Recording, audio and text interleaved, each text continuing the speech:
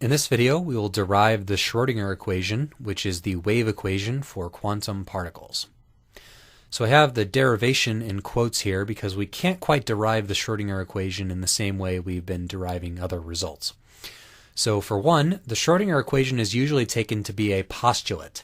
A postulate is something that you don't prove to be true, you just assume to be true, and then you see whether or not that was a good assumption by the validity of whatever the equation predicts.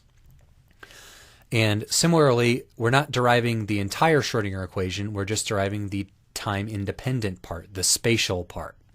So the time-dependent Schrödinger equation will be coming in a video down the line in the next chapter. Okay, so let's look at our classical wave equation, which we use to derive the equations of classical waves. And let's start with that. So let's assume that our amplitude function, our wave function, is a spatial part times cosine omega t, as our time part was a cosine function in all the previous videos. Okay, so let's substitute this into our classical wave equation. Second derivative with respect to x is going to allow us to factor out cosine omega t and leave in whatever the second derivative here is of our wave function. That's equal to 1 over v squared times second derivative with respect to t. We can factor out the x part, doesn't depend on t. And cosine omega t, its second time derivative is negative omega squared cosine omega t. So we get a negative omega squared and a cosine omega t. Now we have a cosine omega t on both sides. We can cancel that out. And if we move over to the other side, add to both sides omega squared over v squared psi of x, we have our equation second derivative with respect to x of the wave function plus omega squared over v squared times psi of x equals 0.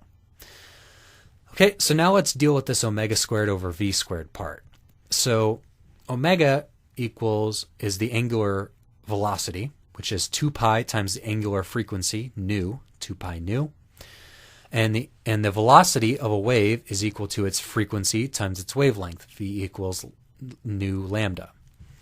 Okay, so we have omega squared is going to be 2 pi nu squared, 4 pi squared nu squared. V squared is lambda nu squared, so nu squared lambda squared. We have a nu on top and bottom, nu squared, which we cancel out. And that leaves us with 4 pi squared over lambda squared. Okay, so we have second derivative with respect to x of psi of x plus 4 pi squared over lambda squared times psi of x equals 0. All right, so our next move is going to be to get from this wavelength how to get at that. So the total energy of a particle, E, is equal to 1/2 mass times velocity squared. It's also equal to momentum squared over 2 times mass. And then plus whatever the potential energy is. That's going to be the total energy, kinetic plus potential.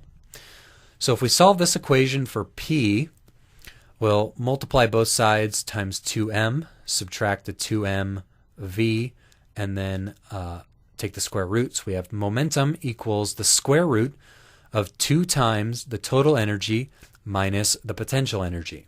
So this is true as long as our potential energy is independent of time and it's a conservative system, which they will be for quantum systems.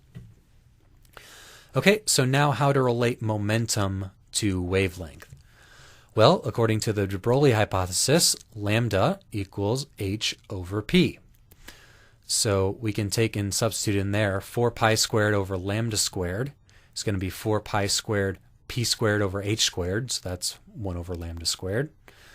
So 4 pi squared over h squared, we know that h bar equals h over 2 pi. So h bar squared is h squared over 4 pi squared. So 1 over h squared is going to relate to this. So 4 pi squared p squared over h squared equals p squared over h bar squared, which is going to equal, according to our equation, p squared is 2m e minus v. So we have 4 pi squared over lambda squared equals 2m times E minus V, total energy minus potential, over h bar squared. Okay, so let's take this result and substitute in for our 4 pi squared lambda over lambda squared now. We have the second derivative of our wave function with respect to x plus 2 times the mass times the total energy minus the potential energy function divided by h bar squared equals 0.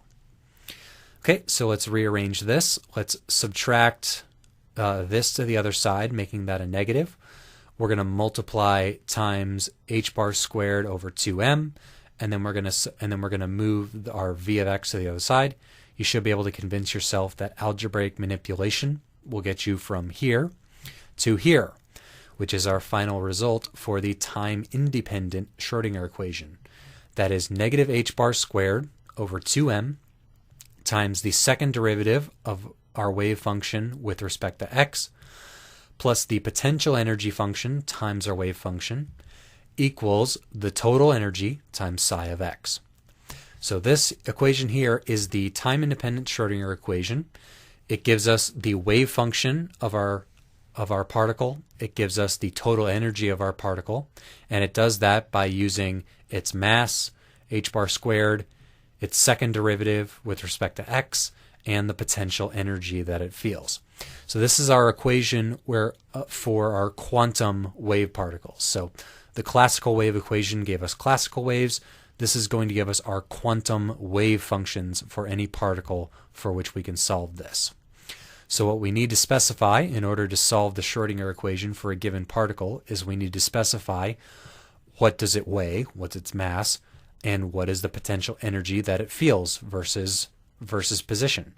Those two things specified, we can solve this equation, we can get our wave function, and we can get the energy of our particle. So now we're going to start applying this to specific model systems and seeing what we get.